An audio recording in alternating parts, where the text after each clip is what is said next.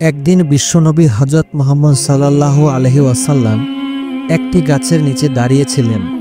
এই সময় আবু জাহেল ও তার কিছু সঙ্গীরা এসে নবীজিকে বলল, ইয়া মুহাম্মদ, তুমি যদি ওই আকাশের চাঁদটিকে দ্বিখণ্ডিত করে দেখাতে পারো তাহলে আমরা সবাই আজই তোমার কালেমা পড়ে মুসলমান হয়ে যাব।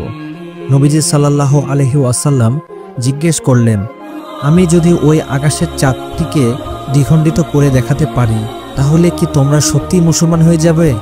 আবু জাহেল ও তার সঙ্গীরা উত্তরে বলল, হ্যাঁ, যদি তুমি এই কাজটি করে দেখাতে পারো আমরা অবশ্যই মুসলমান হয়ে যাব। এরপর বিশ্বনবী হযরত মুহাম্মদ সাল্লাল্লাহু আলাইহি ওয়াসাল্লাম আল্লাহর কাছে দোয়া করলেন, হে আল্লাহ, তুমি আমার আঙ্গুলের ইশারায় ওই আকাশের চাঁদটিকে দ্বিখণ্ডিত করে দাও। আল্লাহ তাআলা নবীর দোয়া কবুল করলেন।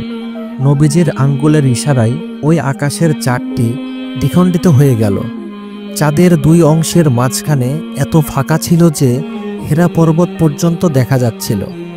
এই আশ্চর্য দৃশ্য আবু জাহেল ও তার সঙ্গীরা চোখে দেখে খুব ভালোভাবে লক্ষ্য করল। এরপর বিশ্বনবী সাল্লাল্লাহু আলাইহি সাল্লাম তাদেরকে ইসলাম ধর্ম গ্রহণ করতে আহ্বান জানালেন। কিন্তু আবু জাহেল বলল, ভাতিজা মুহাম্মদ, তুমি সত্যি একজন বড় জাদুকর।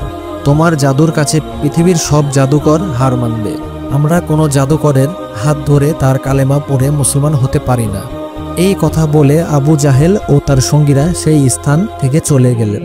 কিন্তু আসলে আল্লাহ রাব্বুল আলামিন আবু জাহেলের ভাগ্যে মুসলমান হওয়াটাই লিখে রাখেনি। প্রিয় দর্শক, এই ছিল বিশ্বনবীর জীবনের বিশেষ কিছু ঘটনা। আল্লাহ রাব্বুল আলামিন আমাদের সবাইকে বিশ্বনবীর জীবন থেকে শিক্ষা গ্রহণ করে আমাদেরকে সোনালী জীবন গঠন করার তৌফিক দান করুন। সকলে কমেন্টে লিখুন আমিন। আপনাদের দেওয়া সুন্দর সুন্দর কমেন্টগুলো আমরা পরের ভিডিওতে মেনশন করব ইনশাআল্লাহ।